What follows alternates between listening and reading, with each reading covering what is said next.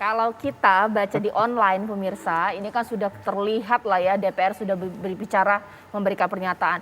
Jangan berspekulasi lah kalau mengenai gugatan masa pensiun TNI. Ini memang untuk kesejahteraan TNI. Tapi mengingat Mas Al-Araf bahwa Panglima TNI saat ini kan bentar lagi mau pensiun. Kalau lah gugatan ini dikabulkan MK, bisa dong Jenderal Andika ke 2024. Gimana sih logikanya? Ya, ada 3 perspektif dalam melihat perpanjangan pensiun ini ya. Pertama, perspektif organisasi dan profesionalisme TNI. Kedua, perspektif anggaran. Yang ketiga, perspektif politik. Ya, dalam perspektif organisasi dan profesionalisme TNI, sebenarnya harus dihitung bahwa di dalam organisasi TNI ini sekarang sedang mengalami problem tentang penumpukan jumlah perwira menengah dan tinggi TNI yang tanpa jabatan. Itu jumlahnya ratusan. Problem ini sampai sekarang belum terpecahkan nih. Akhirnya diambil jalan-jalan pendek dalam menyelesaikan persoalan ini dan belum selesai itu.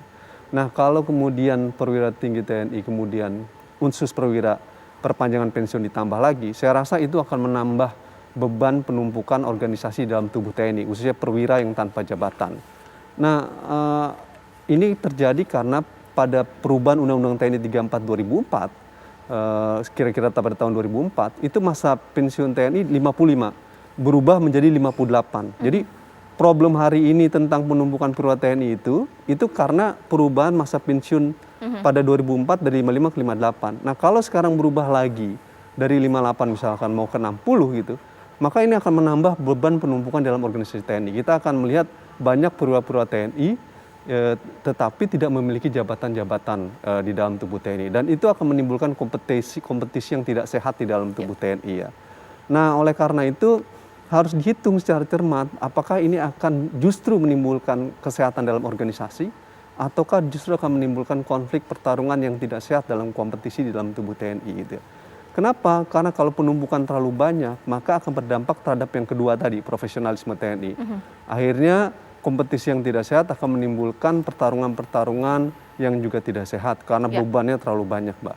Nah, yang kedua adalah dalam perspektif anggaran harus dilihat bahwa dalam konteks anggaran, TNI itu anggaran untuk TNI itu habis kurang lebih 50-60% itu untuk anggaran rutin.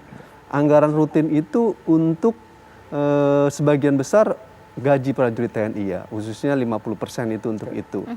Sementara kita tahu realitas alutsista kita itu berdasarkan buku postur pertahanan itu hanya 50% yang layak pakai. Artinya realitas kondisi alutsista kita dalam kondisi yang sangat amat prihatin. Pada sisi lain kesejahteraan prajurit, remunerasi juga masih terbatas.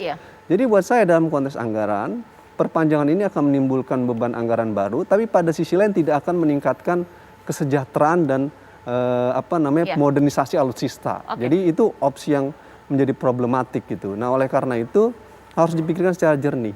Mungkin untuk Bintara ya, karena mereka mengasumsikan dengan Undang-Undang Polri nomor 2 2002 bahwa dalam Undang-Undang Polri masa pensiun itu semuanya sampai 58, tidak dibagi. Kalau di TNI kan dibagi, Bintara 53, Perwira 58. Untuk yang Bintara mungkin bisa pengecualian meski harus dihitung juga secara cermat. Saya hanya concern terhadap yang perwira, karena yang perwira ini akan menimbulkan problem secara organisasional gitu. Nah, dalam kacamata politik gitu, tadi yang Mbak katakan bahwa jangan sampai kemudian apa yang disampaikan oleh Prof. Kiki tadi itu ada political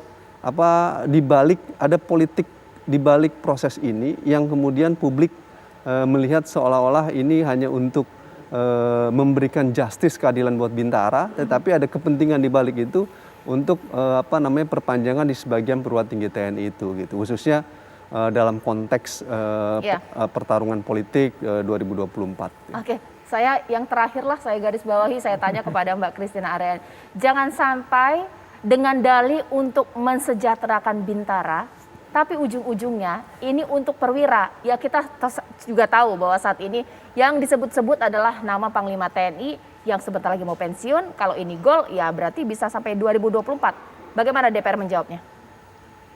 Ya, seperti yang saya sampaikan tadi ya. Jadi dalam suatu kebijakan itu kan pasti ada pro dan kontra. Dan tugas kami sebagai pembentuk undang-undang ya untuk menimbang-nimbang bagaimana suatu kebijakan ini dampaknya kemana. Tadi udah dikatakan tadi sama Mas Aral ya. Betul, memang ada penumpukan perwira tinggi saat ini. Nah, ini kan otomatis dengan adanya perpanjangan, barrier ini akan semakin sulit untuk bisa ditembus. Gitu. Akan ada karir daripada perwira-perwira menengah akan terhambat. Lalu fenomena non-job ini juga akan meluas kemana-mana, ke berbagai jenjang. Dan anggaran negara ya pasti akan meningkat. Tadi sudah dikatakan dari saat ini biaya gaji itu porsinya sudah demikian besar. Nah ini kan pasti akan bertambah, gaji ataupun tunjangan. Ini pendapat yang kontra. Sementara kalau yang pro-nya pasti dibilang, kadang-kadang kita dengar juga, oh kita ini masih kekurangan personil. Ada kabupaten-kabupaten yang tidak punya satuan batalion misalnya. Lalu ada juga yang dibilang bisa justru menghemat anggaran karena biaya besarnya itu porsinya adalah di rekrutmen. Nah ini semua akan masuk nantinya kepada kami sebagai masukan-masukan yang harus dipertimbangkan ketika kami membahas. Tapi kembali saya tegaskan lagi, revisi Undang-Undang TNI ini masih ada di prolegnas long list dengan 200 rancangan undang-undang lainnya. Jika ini mau dibahas, ini harus ditingkatkan dulu levelnya ke prolegnas prioritas. Ada sekitar 30-40 undang-undang di situ yang semuanya memiliki urgensinya masing-masing. Siapa yang bisa menaikkan peringkat dari long list ke prioritas ini? Ya pemerintah atau DPR. Keduanya adalah pembentuk undang-undang yang bisa mengajukan usul inisiatif. Dan sejauh ini karena kebetulan selain di Komisi 1, saya juga di Badan Legislasi, rancangan undang-undang ini masih ada di prolegnas. Oke, berarti intinya sederhananya supaya masyarakat bisa paham lah. Karena ini masih long list, belum ke prioritas, berarti belum perlu-perlu amat gitu menurut DPR, begitukah? Saat ini urgensi itu belum disuarakan oleh pemerintah dan DPR. Tapi karena ada gugatan di Mahkamah Konstitusi, sehingga keadaan ini menjadi wacana yang menjadi perhatian. Ya. Tentu kalau kita bicara soal, oh kenapa di Polri 60, kenapa di TNI bukan 60, pasti semua orang akan merasa, oh sepertinya tidak adil. Tapi seperti tadi sudah disampaikan, implikasi dari suatu kebijakan ini akan kemana-mana. Dikatakan tadi efek penumpukan ini disebabkan karena kebijakan yang diambil sebelumnya. Nah, DPR pasti berhitung, pasti akan mempertimbangkan semua hal itu. Oke, sekarang saya ke Prof. Kiki. Mungkin pertanyaan sederhana lah kita mencoba membumikan dialog malam hari ini supaya nyampai ke masyarakat. Adakah menjadi masalah yang berat Prof. Kiki jikalau mungkin ialah gugatan ini untuk mengendorse satu pihak ataupun memang ini untuk kesejahteraan Bintara? Ada masalah dengan ini kalau memang ujung-ujungnya bahwa ada yang disejahterakan di sini, bagaimana Prof. Kiki menjawabnya? Ya, tadi pemilahan domain persoalan yang dilakukan Al-Araf tadi sudah sangat jelas gitu. Tadi yang saya singgung adalah aspek atau dimensi politis ini. Nah, kalau dimensi organisasi kita semua tahu bahwa penumpukan yang anggota yang non-job, perwira yang non-job itu hanya salah satu solusinya ya. Kenapa? Kelemahan kita adalah tidak ada roadmap yang panjang sehingga tahun ini direkrut banyak. Dampaknya seorang satu angkatan perwira remaja, satu angkatan letnan 2 itu kan 15 tahun lagi pada saat mereka memimpin. Apakah kebutuhan organisasi seperti itu atau tidak? Nah, yang kedua, dari besaran kalau jangka panjang yang seperti itu, tadi Al-Araf sudah menyinggung mengenai besaran anggaran gitu. Kebutuhannya untuk alutsista, jangankan alutsista, personil saja harus dicatat loh. Batalion normatif jumlah personilnya itu 1.300 normatif nih di dunia. Kita itu 600 sampai 800. Nah, artinya apa? Sebetulnya semua kelebihan itu bikin pasukan aja. Tapi pasukan dianggap idle capacity gitu, karena pasukan hanya latihan untuk persiapan efek deterrent kalau ada ancaman peperangan kayak gitu. Nah, efek deterrent itu apakah menggeser jumlah personil ini menjadi kekuatan pertahanan di pasukan, misalnya tadi batalion, besaran batalion dan besaran kompi dan seterusnya, atau penekanannya pada alutsista karena perkembangan teknologi sekarang perang itu sudah menggunakan drone segala macam gitu. Ini pilihan-pilihan strategis yang saya kira jauh lebih penting daripada sekedar persoalan-persoalan perpanjangan usia. Saya setuju Pak Sitompul tadi, kenapa UNESCO itu menyebut, kan kategori UNESCO yang sekarang sampai umur 65 itu masih pemuda. Orang-orang seperti saya ini masih pemuda. Kalau Pak Sitompul itu sudah orang tua, kan gitu. Ya.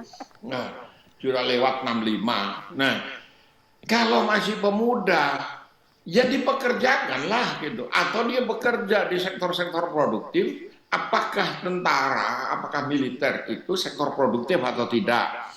Jangan diperbandingkan dengan polisi. Kenapa? Perubahan pergeseran usia pensiun polisi itu hampir bersamaan atau berdekatan waktunya dengan perubahan status polisi menjadi ASN. Polisi itu 100% sipil sekarang, dia bukan kombatan. Kalau sipil maka mau ditempatkan jadi dirjen, jadi irjen, jadi tengjen, tetangganya jenderal, ya itu nggak masalah karena statusnya sipil. Tapi kalau kombatan militer itu tidak bisa. Dalam norma demokrasi, militer itu harus tunduk pada otoritas sipil. Itulah sebabnya harus ada Menteri Pertahanan yang menjadi kepanjangan tangan dari Presiden untuk pengendalian militer. Itu sebabnya polisi, Kapolrinya langsung ke kepala negara, Presiden sebagai kepala negara. Ini berbeda. Dan polisi tunduk pada peradilan sipil. TNI kan tidak. Militer tidak tunduk pada peradilan sipil. Nah, jadi jangan disamakan. Ini punya implikasi panjang. Termasuk dalam hal anggaran dan dalam hal jumlah personil sekarang. Kalau dinaikkan personilnya membengkak. Tapi enggak juga. Karena tidak perlu rekrutmen baru. Gitu. Itu Baik, aja. ditahan dulu Prof. Kiki, nanti sesaat lagi saya mau tanya karena kalau awamnya masyarakat ini kalau sudah sampai digugat ini berarti sudah urgent sekali, sudah gawat darurat, sudah sangat dibutuhkan untuk diperpanjang masa pensiun TNI. Sementara saya mau tanya nanti kepada Pak Iskandar Sitompul, bukankah yang lebih penting itu adalah remunerasi atau berapa sih tunjangan pensiunan TNI? Apakah besar atau bagaimana sesaat lagi? Oke.